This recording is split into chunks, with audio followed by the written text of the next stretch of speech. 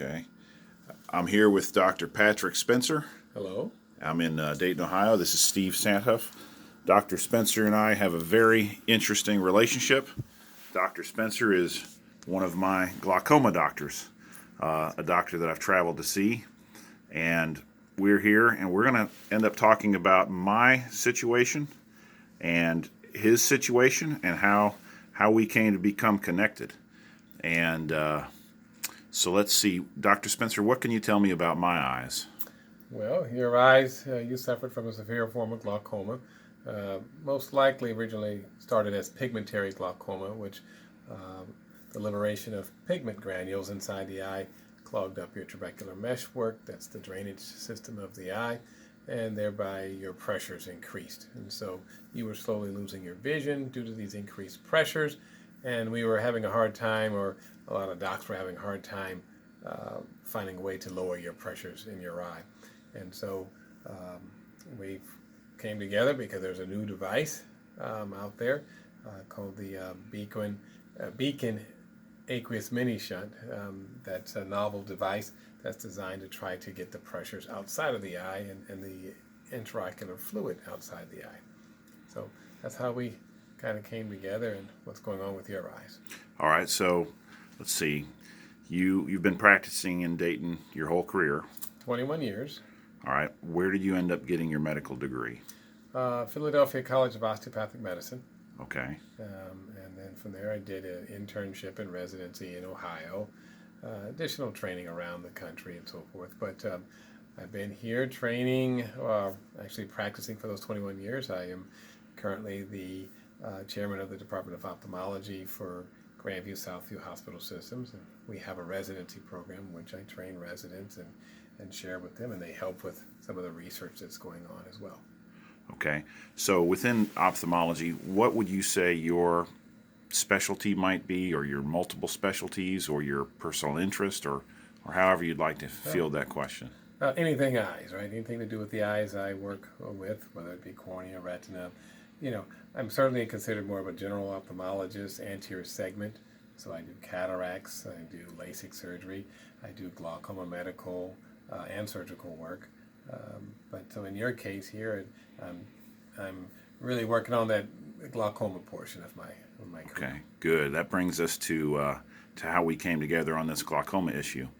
So roughly September 2017, I met Chris Pulling and the micro-optics team in Minneapolis. How did you become familiar with their project, or how did you become associated with them?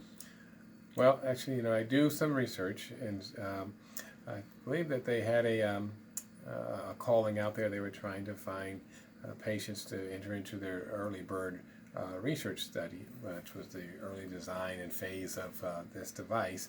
And by fate, we connected.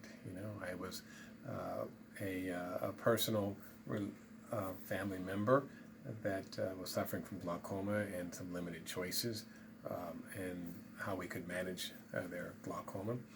And so they were out looking for what's the latest in studies and so forth, and they ran across the one that micro-optics was proposing. We pick up the phone and we call. Yeah.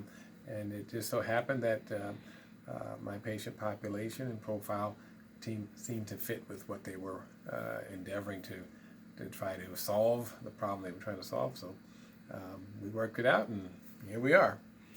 Wonderful. I'm grateful that you were able to make that connection, and I'm grateful that I was able to make that connection. Absolutely.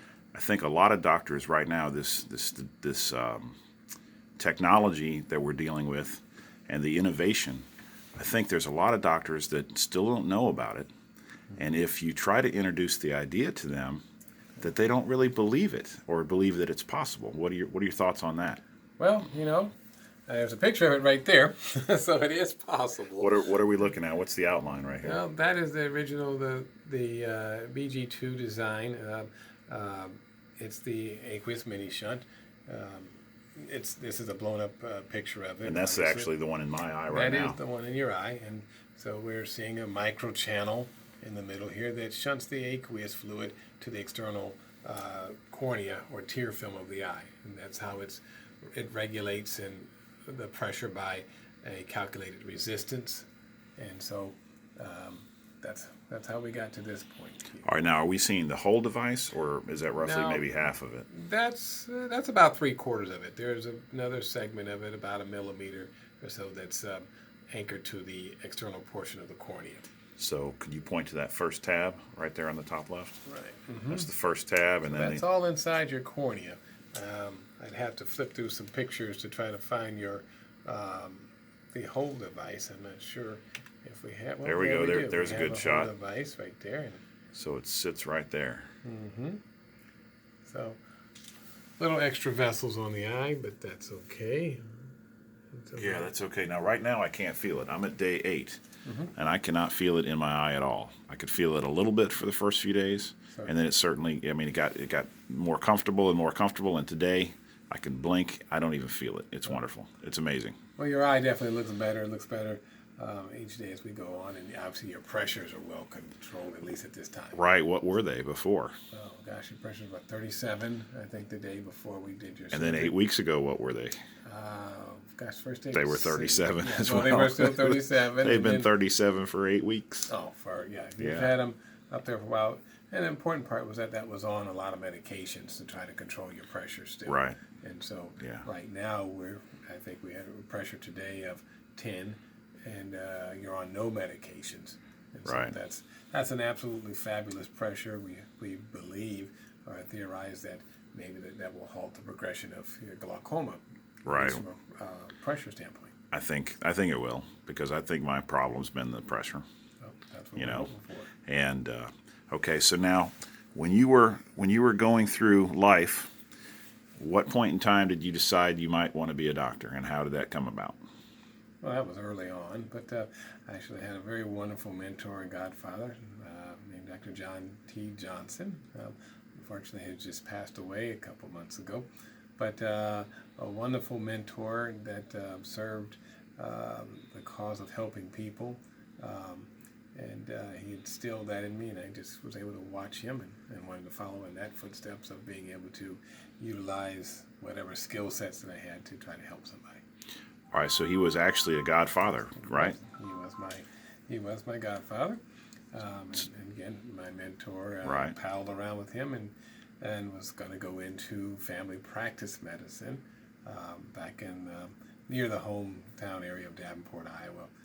But I followed in his footsteps, going to his alma mater, Philadelphia College of Osteopathic Medicine, and was going all the way through probably my junior year, and I happened upon a rotation in ophthalmology, and it was fascinating. I loved the equipment, the technology, the hands-on approach to medicine, and I looked at the screen one day and couldn't see all the charts that the other student was reading, and I was like, "Can you read that?"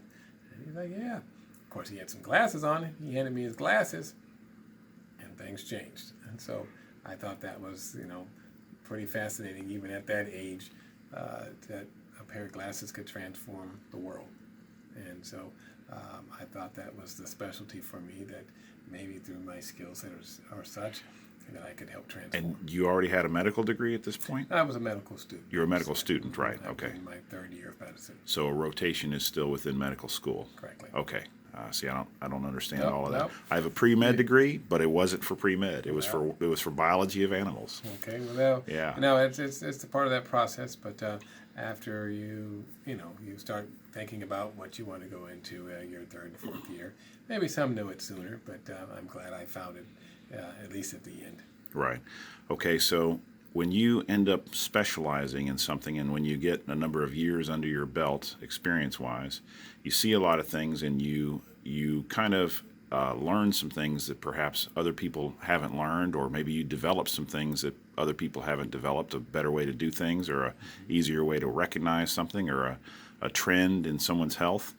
What are your thoughts on that, related to anything that you might have been involved with or come up with yourself?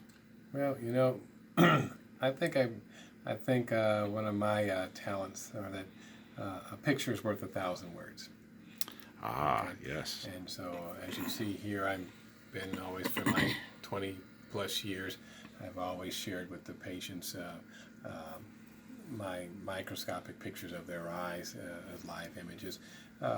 And I think they appreciate that, whether I'm telling them they have, hey, you see that eyelash sticking on your, rubbing against your cornea, or a cataract or a glaucoma, particularly those diseases which you don't feel or that you certainly can't see, like glaucoma, until it's too late.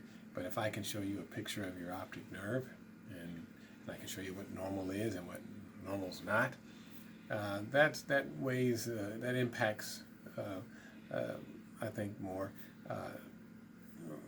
to the patient. And so that's one of my specialty tricks that I've learned, I think. Well, I'll go ahead and take this moment to tell you. I had one doctor I saw this year. He said, well, you're traveling the world to save your glaucoma. And I didn't quite see it that way. I saw it as, I need some help. I need to find the right doctor that can help me.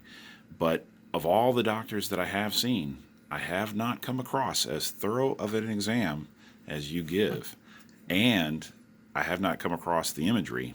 Other doctors haven't been using the imagery. So you're right. It is a good thing. And I want to thank you for doing, the service to the community and to the people's health with your full, intent. And thank you. It's very impressive.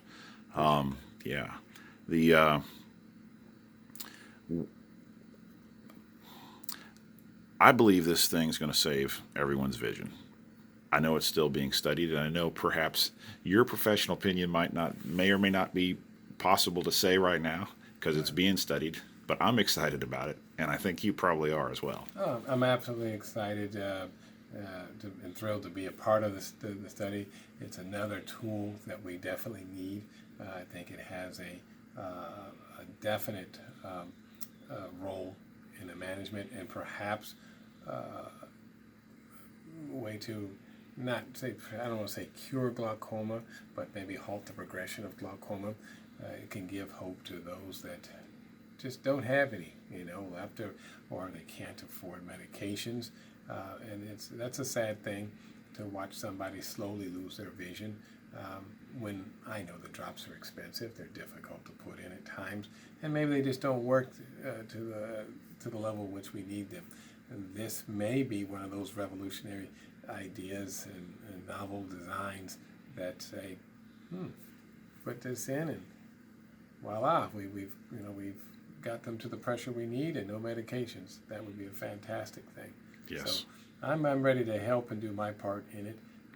I know there's so many different diseases that affect the eyes and vision and blindness, from cataracts to diabetes to macular degeneration. But you know what? This is a step in the right direction. Oh, yes, it is. And I guess with that, I think we'll end. And I want to thank you for your special relationship that you have with patients, because it's benefited me. Definitely.